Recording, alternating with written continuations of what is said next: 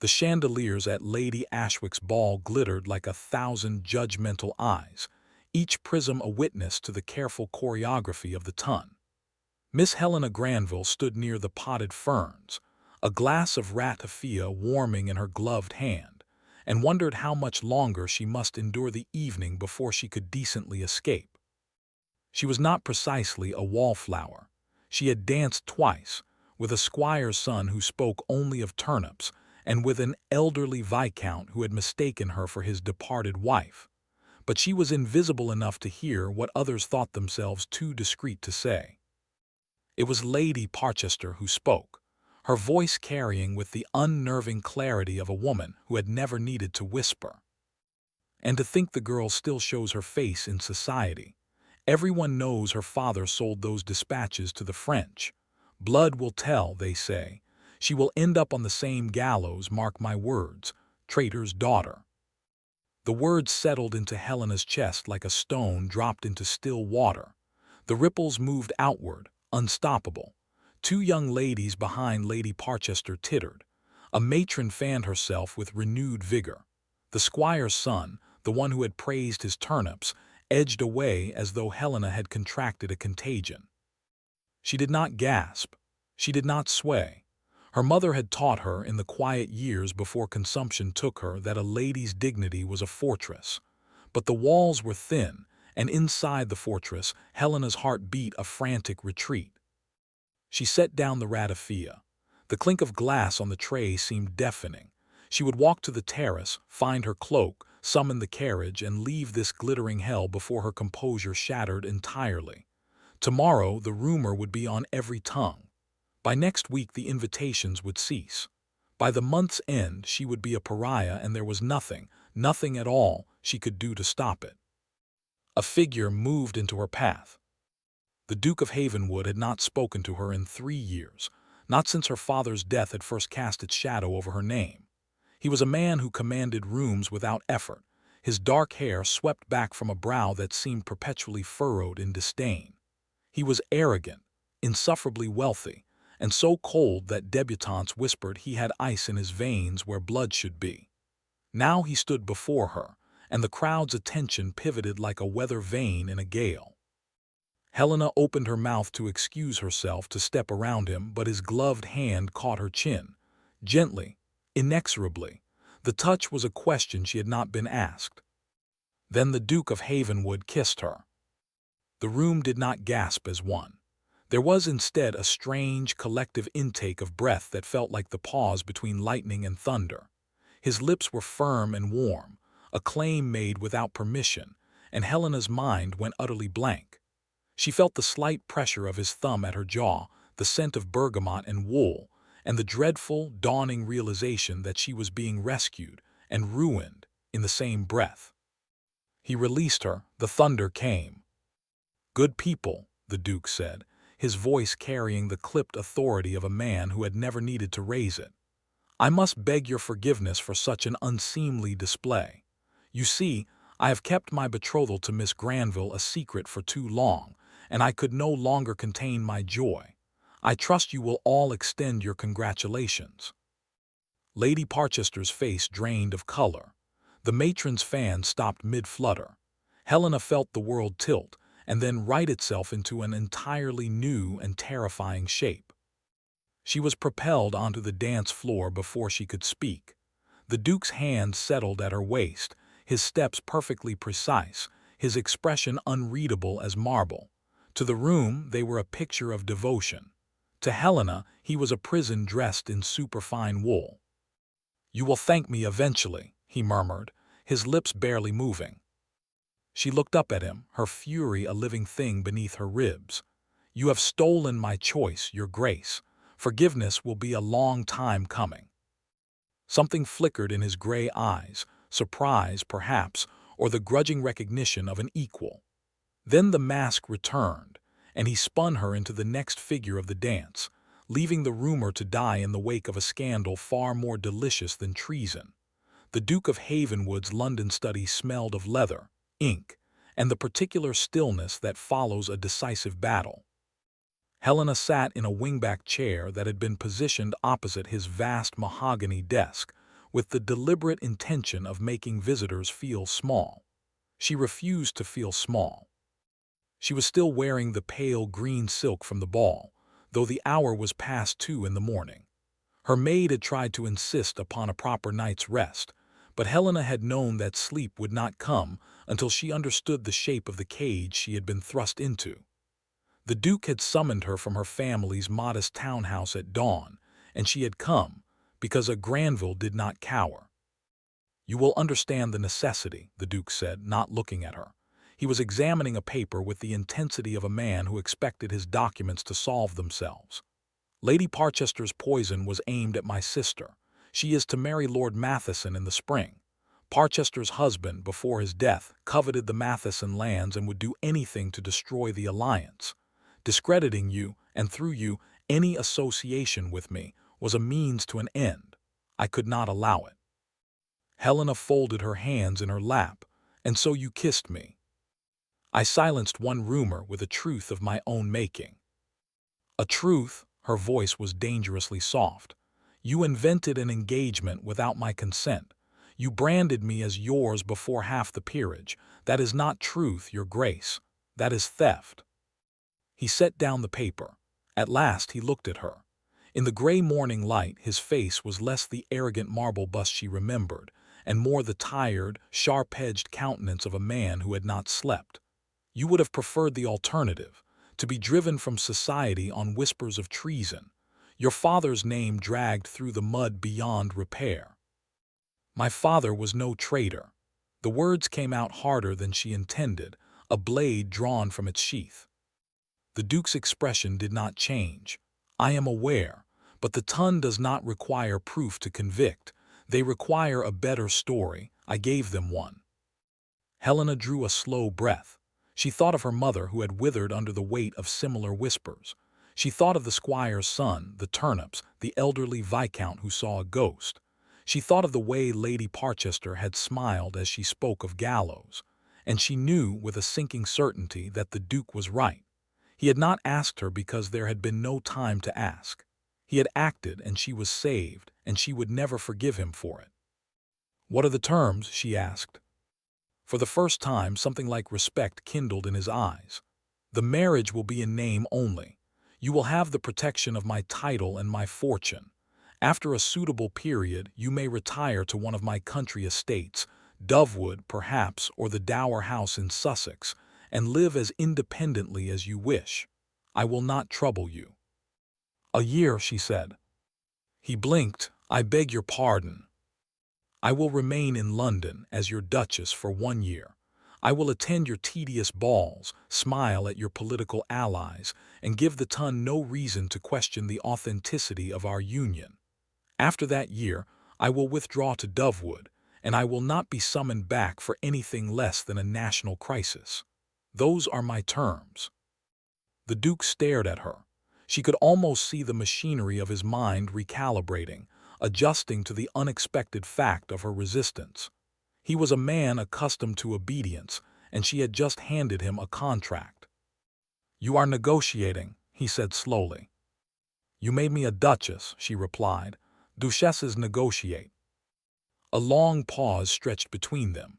Then, to her profound astonishment, the corner of his mouth lifted, not a smile exactly, but the ghost of one. "Very well, 1 year. I shall have my solicitor draw up the papers." Helena rose. Her legs were steadier than she had expected. "I will expect a copy by this evening. Good day, your grace." She was at the door when his voice stopped her. "Miss Granville." She turned. "The rumor about your father," he said, and now there was something guarded in his tone, something that had not been there a moment before. It was not entirely conjured from the air. "There are unanswered questions. My man of business is looking into the matter." The words hung in the still air like a warning. Helena felt a chill that had nothing to do with the draft from the window. "Then I hope," she said quietly, "that you will share what you find." She left him standing in the gray light, and did not let herself tremble until the carriage door was safely closed. Dovewood was not the drafty, neglected pile Helena had half expected. It was a sprawling Elizabethan manor set in the gentle folds of Sussex, its gardens overgrown in the way of a place that had been loved once and then forgotten. She arrived 3 days after the wedding, a quiet affair at a small chapel with only the necessary witnesses, the Duke's ring cold on her finger, and found herself mistress of a house that seemed to hold its breath, waiting. The staff were respectful but wary. The housekeeper, Mrs. Thorne, had the watchful eyes of a woman who had served the Havenwood family for decades and trusted no one under the age of 50. It was Mrs. Thorne who found Helena on the third afternoon, standing before a locked door in the east attic. "That room is not to be opened, Your Grace," the housekeeper said, her voice carefully neutral. Helena turned the heavy iron key she had discovered in the library desk. "I am the Duchess of Havenwood. Is there any part of this house that should remain closed to me?" Mrs. Thorne's lips pressed thin. His Grace's orders, that was his mother's room. The former Duchess of Havenwood was a subject no one discussed. Helena had gleaned only fragments: a scandal, an exile, a death in obscurity somewhere on the continent.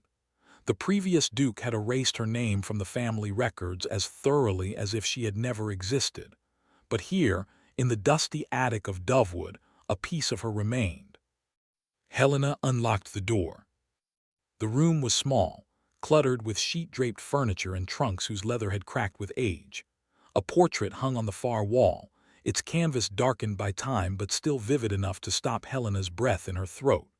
The woman in the painting had dark hair swept up in the fashion of 30 years past, and eyes the color of a winter sky. She was beautiful, and she wore the expression of someone who had once laughed often and now smiled only with effort. She looked like Helena. The same curve of the jaw, the same set of the shoulders, not an exact copy but close enough to unsettle. Her name was Eleanor, Mrs. Thorne said from the doorway. Her voice had lost its guarded edge. Now it sounded merely tired. She was accused of passing information to the French during the war. There was no trial. The old Duke, his Grace's father, he believed the accusations. He sent her away. She died in Florence when his Grace was 17. Helena's hand found the back of a dust-covered chair. "He never speaks of her." "He never does, but he kept this room locked.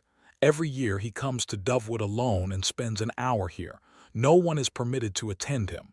Mrs. Thorne's gaze met Helena, and there was something like a plea in it.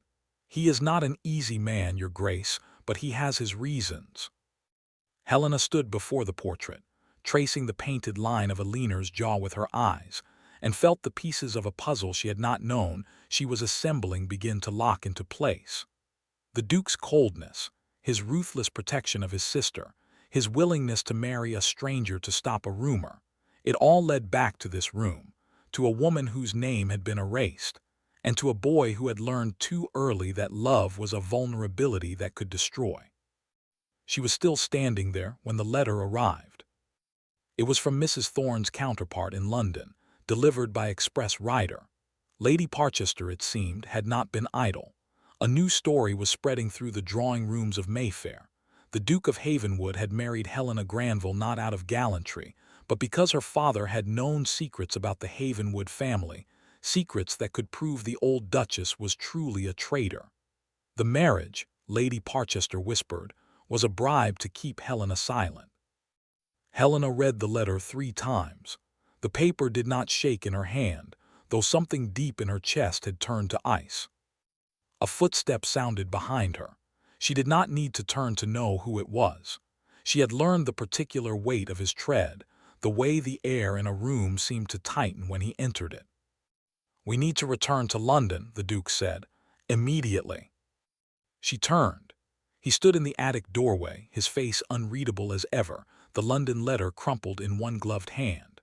But behind him, visible through the small round window, the last light of afternoon caught the edge of Eleanor's portrait, and for a moment his gray eyes were not marble at all. They were the eyes of a 17-year-old boy who had never been allowed to mourn. The Carrington ballroom was a sea of silk and whispered speculation. Helena felt the weight of every glance as she descended the staircase on the Duke's arm, her spine held straight by a corset of pure will. She had chosen a gown of deep sapphire blue, the color of defiance, and wore the Havenwood emeralds at her throat like a suit of armor. Beside her, the Duke was a monolith of restrained tension, his hand at her elbow exerting a pressure that was just shy of possessive. They had been back in London for 3 days. Lady Parchester's new story had spread with the efficiency of a contagion, and Helena had learned to read the room as she never had before, the averted eyes of those who believed the worst, the overbright smiles of those who hoped to see a scandal bloom, the few genuine expressions of sympathy from those who remembered her mother kindly. She endured it all with the same serene expression, because showing weakness would be a disservice to a leaner's portrait, to the woman who had been erased, to the truth she was beginning to suspect lay buried beneath years of lies. Lord St. Aldrich approached them during the second waltz.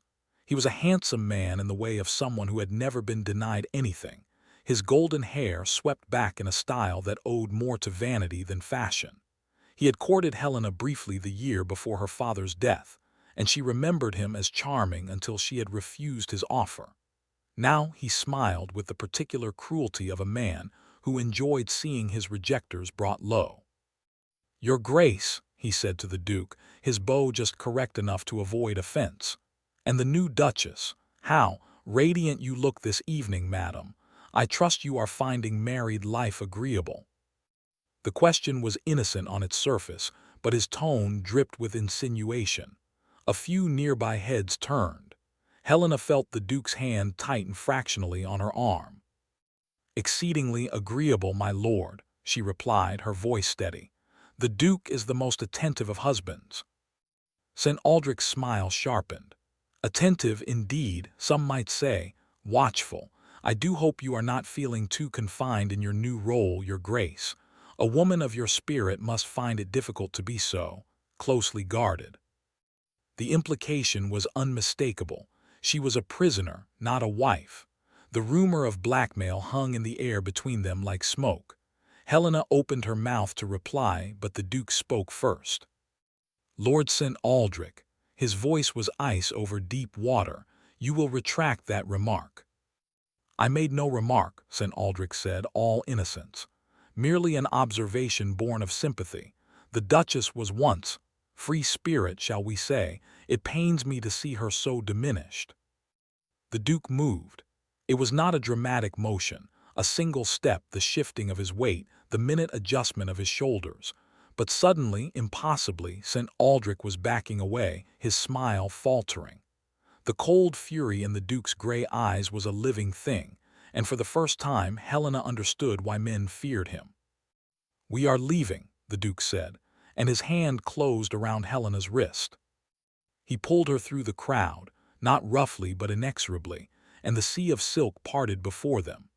Helena caught a glimpse of Lady Parchester's satisfied smirk, of Mrs. Thorne's London counterpart looking distressed, of St. Aldrich's expression settling into something like triumph. Then they were in the carriage. The door slammed shut, and the Duke was raking his hand through his hair with a violence that startled her. "You will not speak to St. Aldrich again," he said. "You will not acknowledge him, you will not dance with him, you will not." "I have never encouraged him." Helena's voice cut through his fury, quiet and sharp as a blade. "I refused his suit last year. He hates me for it.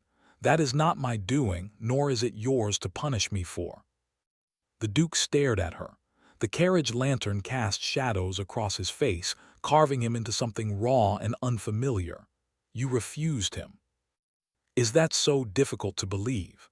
That a gentleman might want me without my father's supposed fortune or your title to recommend me?" Silence. The wheels clattered over cobblestones. Then the Duke spoke, his voice roughened at the edges.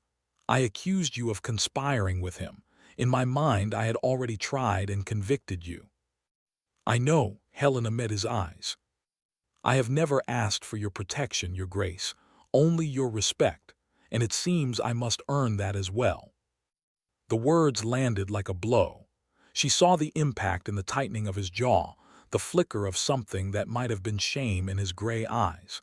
He released her wrist, and his hand fell to the seat between them, empty. "I have never known how to offer respect," he said, the words dragged from somewhere deep and reluctant. "Only control. It is the only coin I was taught." Then he opened the carriage door before the vehicle had fully stopped, and stepped out into the night, leaving Helena alone with the echo of his confession and the strange, unwelcome stirring of something that felt dangerously like hope. The London house was large and immaculately staffed, but in the weeks following the Carrington ball, it felt hollow.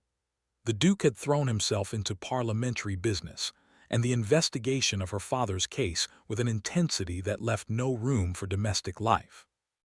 Helena saw him only at formal dinners, where they performed their roles for the servants with the precision of stage actors, exchanging pleasantries over soup and retiring to separate wings afterward.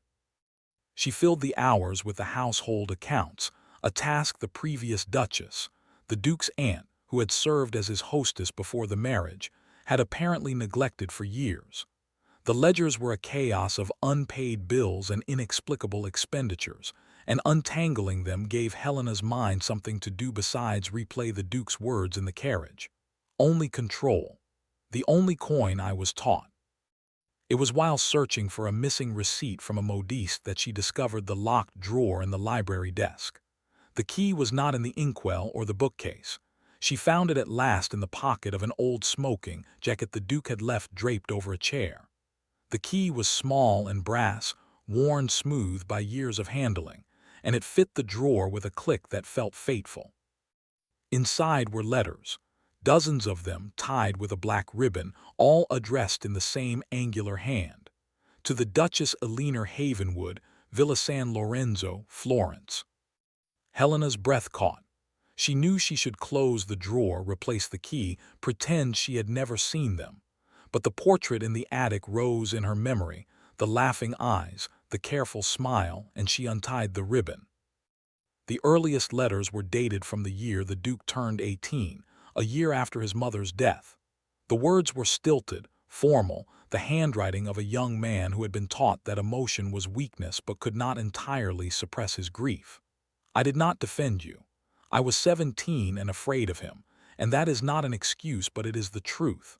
I have carried that silence like a stone in my chest ever since." Later letters grew rawer. "He said you were a traitor, and I believed him because I was a coward. I have spent my life ensuring I will never be weak again, never love again, because love is the door through which destruction enters. I am my father's son, and that is the worst thing I could ever become." The final letter was dated the night before his wedding to Helena. It was shorter than the rest, the handwriting less controlled, as if written in haste or great agitation. "I have tied an innocent woman to my name for selfish reasons. She does not deserve this cage. She has her own grief, her own dignity, and I have stolen her future to protect my sister, to silence a rumor, to keep the world from seeing that I am not the cold, invulnerable Duke they believe me to be. Perhaps I am my father after all. I do not know how to be anything else." Helena set the letter down. Her hands were not steady. She thought of the boy who had watched his mother be erased, the man who had locked himself in ice to survive, the husband who had kissed her in a ballroom to save her, and then not known how to speak a single true word to her afterward. She took a sheet of paper from the desk. Her penmanship was neat, unadorned, the handwriting of a woman who had learned long ago that flourishes did not make a sentence more honest. "You are not your father." She paused, the quill hovered. "Come home." She folded the paper, sealed it with wax, and addressed it to the Duke of Havenwood at his club. Then she called for a footman and sent it into the night. At White's, the Duke sat in a leather armchair by the fire, a brandy untouched at his elbow, staring at nothing. The note arrived on a silver tray. He read it twice. The words blurred and sharpened, blurred and sharpened. His hands, which had not trembled since he was 17 years old, shook. He stood, ignoring the calls of Lord Matheson and Sir Reginald, and walked out into the rain. Dawn was still an hour distant when the Duke of Havenwood pushed open the door of the library. Helena was there, as he had known she would be, A single candle burning at the desk, the ledger abandoned, the unlocked drawer conspicuously closed. She had wrapped herself in a shawl the color of autumn leaves, and her hair was loose around her shoulders in a way he had never seen. She looked tired and resolute, and so achingly beautiful that he stopped in the doorway, unable to cross the threshold. The note was crumpled in his hand. "You read the letters," he said. It was not an accusation. His voice was hoarse, scraped clean of its usual command. "I should not have." She rose from the chair, the shawl slipping slightly from one shoulder. "But I did, and I will not apologize because you would never have told me any of it yourself. You would have let me believe you were nothing but a cold, arrogant stranger for the rest of our lives." "I'm a cold, arrogant stranger." She crossed the room, stopping an arm's length from him. The candlelight caught the emeralds she still wore, the ones that had belonged to Alina. "You are a man who has been carrying a stone in his chest for 17 years. That is not the same thing." He looked at her, truly looked, the way he had not permitted himself to do since the kiss in the ballroom. Her eyes were the color of strong tea, steady and unblinking. She was not afraid of him. She had never been afraid of him, not really. She had been angry and hurt, and so very dignified in her quiet resistance that he had not known what to do with her. "I kissed you because I could not watch you be destroyed," he said. The words came out rough, unpracticed, a confession he had not known he was capable of making. "When Lady Parchester spoke, I saw my mother in your place. I saw another woman erased by lies while the Ton watched and did nothing. I could not let it happen again. Not to you." "And the blackmail story, Lady Parchester's new poison." He moved at last, stepping fully into the room. The rain had soaked through his greatcoat. His hair was dark with it, plastered to his temples. He looked less like a duke and more like a man who had walked through a storm to reach her. "I have been investigating your father's case since before we met, not because I believed he was guilty, but because I knew he was not. The evidence was always thin, but someone had gone to great lengths to make it seem otherwise." He drew a breath. It was Lord Parchester. Lady Parchester's late husband. He fabricated the accusations against your father to advance his own political career. The same man who, a decade earlier, had whispered the same lies about my mother to my father's ears. Helena's hand found the back of a chair. "The same man. He destroyed my family because my father opposed him in Parliament.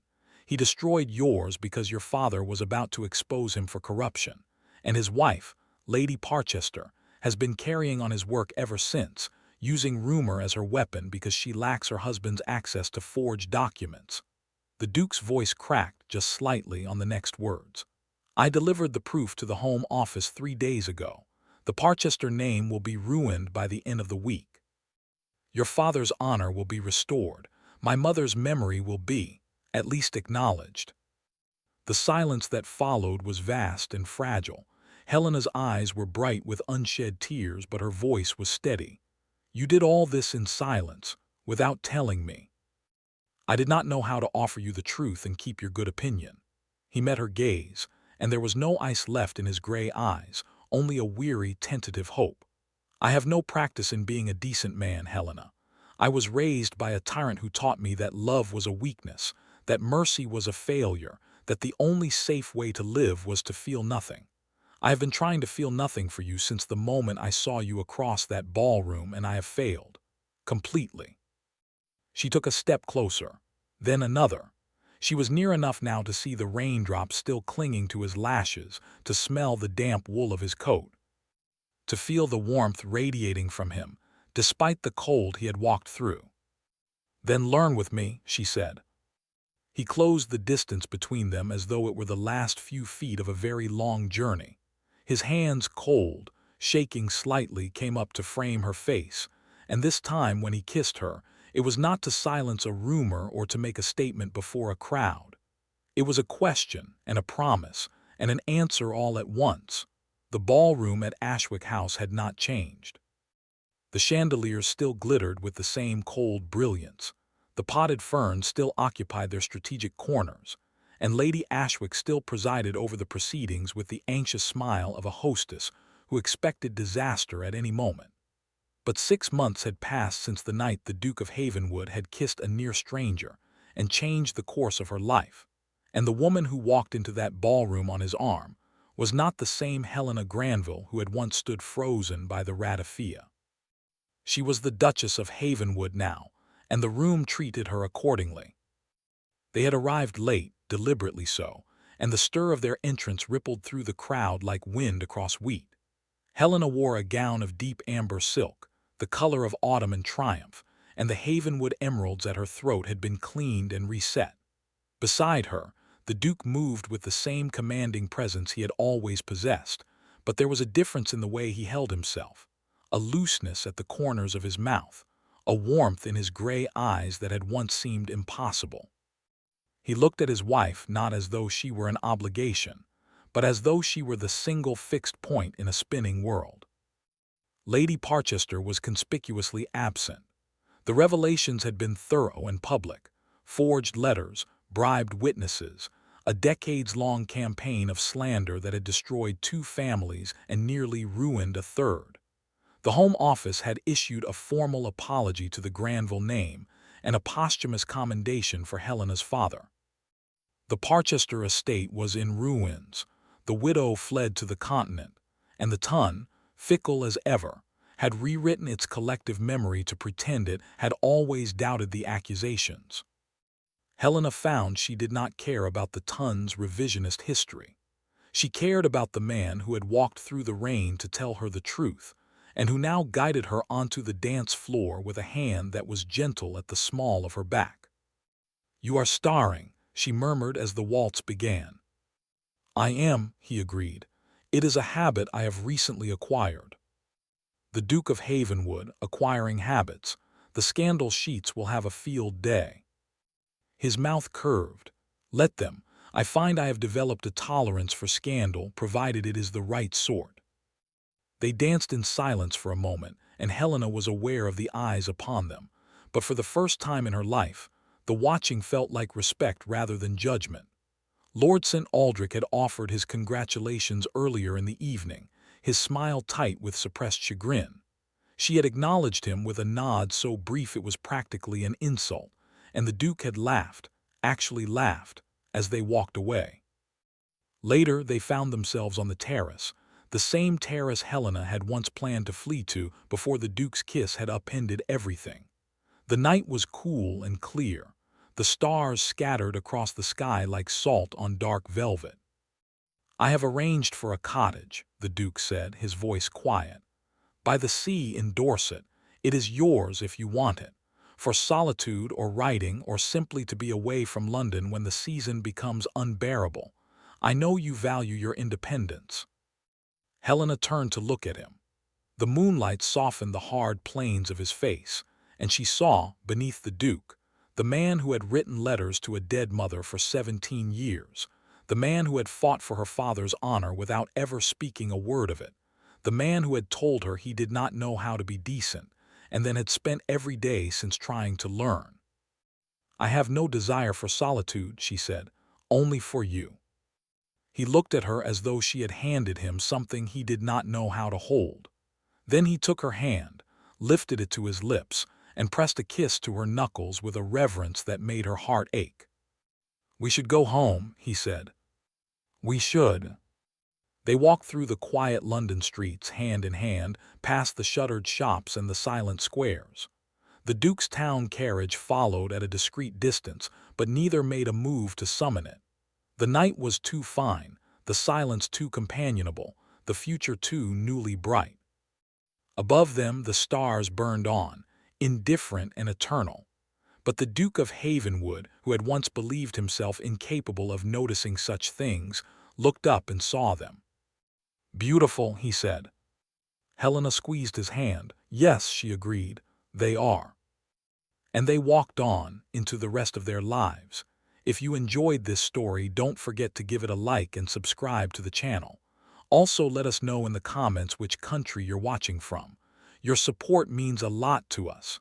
Thank you for watching, and see you in the next amazing story.